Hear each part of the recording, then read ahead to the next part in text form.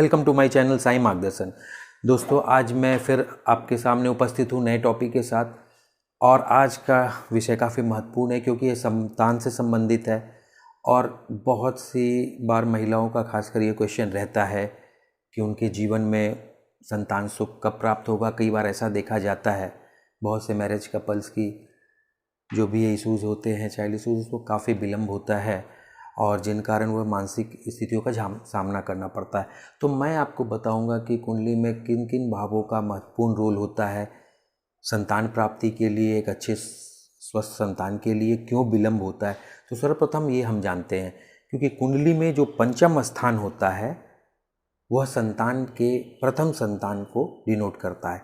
यदि किसी की शादी है, मैरिज कपल्स हैं और यदि उनके बारे में विवेचना करनी हो कि उनकी संतान कब होगी, तो कुंडली के प्रथम भाव को देखा जाता है। कुंडली के प्रथम भाव का स्वामी अर्थात लग्नेश अच्छी स्थिति में हो, साथ साथ जो प्राइम भाव है पंचम भाव की स्थिति यदि अच्छी रहती है तो व्यक्ति को संतान के लिए काफ़ी ज़्यादा दिन वेट नहीं करना पड़ता। जैसे पंचम का स्वामी गुरु हो, शुक्र के साथ हो, पंचम भाव का स्वामी बुध हो, सूर्य के साथ हो, तो वैसे लोगों के मैरिज कपल्स के जीवन में कभी संतान वियोग की स्थिति नहीं आती है। कभी कभी ऐसा देखा जाता है किसी को काफ़ी लंबे अरसे बाद होता है। तो कहीं ना कहीं ये उनकी पंचम भाव में स्थित ग्रह जो होते हैं किसी न किसी दूषित होते हैं। यदि पंचम भाव में राहु अकेला उपस्थित हो जाता है और पंचमेश की स्थिति छठे, आठवें, 12वें में होती है तो निश्चित तौर पे ही उनके जीवन में संतान विलम्ब से होते हैं। कई बार ऐसा देखा जाता है पंचम भाव में राहु हो और साथ साथ शनि की दृष्टि भी या शनि नीच राशि में भी हो, तो ऐसे महिलाओं में एबॉर्शन की संभावना काफ़ी प्रबल हो जाती है। एटलीस्ट 1-2 तो हो ही जाती है। इसी तरह यदि पंचम भाव में गुरु हो, शुक्र हो, बुध हो, इन स्थितियों में संतान सुख व्यक्ति को अपने जीवन में काफ़ी अच्छा प्राप्त होता है और इसमें विलम्ब नहीं होती है।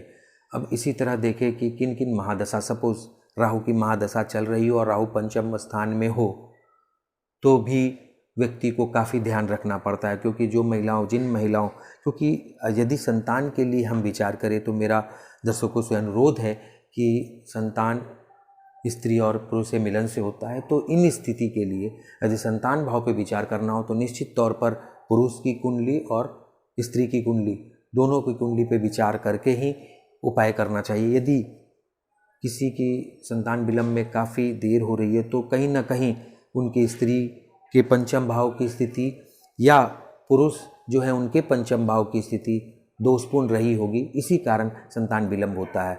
यदि एक भी कुंडली में गुरु की स्थिति अच्छी हो और पंचम भाव सुदृढ़ हो तो उनके जीवन में आगे चलकर 5 साल, 8 साल, 10 साल बाद भी संतान सुख निश्चय ही प्राप्त होता है।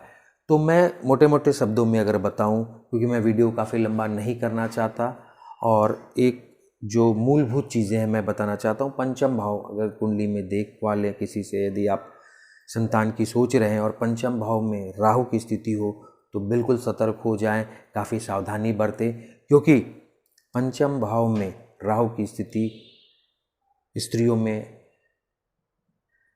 काफ़ी समस्या उत्पन्न करती है। संतान का विलम्ब होना, मिसकैरेज होना, इन तरह की स्थितियों का सामना करना पड़ता है। तो उससे बेहतर है कि वक्त रहते पंचम भाव के स्वामी एवं पंचम भाव में कोई भी वक्री ग्रह विराजमान हो या बुध हो, स्थिति शुभ ग्रह भी हो गए, स्थिति अच्छी ना हो, नीच राशि में हो या सूर्यास्त हो, तो उसका अधिक से अधिक जाप या पूजन कराकर पंचम भाव को स्ट्रॉन्ग करें तो निश्चय ही जो भी संतान प्राप्ति में विलम्ब आ रही है वो आपकी मनोकामना पूर्ण होगी और स्वस्थ एक सुंदर संतान को आप जन्म दे पाएंगे। इन्हीं शब्दों के बाद मैं विदा लेता हूँ, फिर मिलते हैं।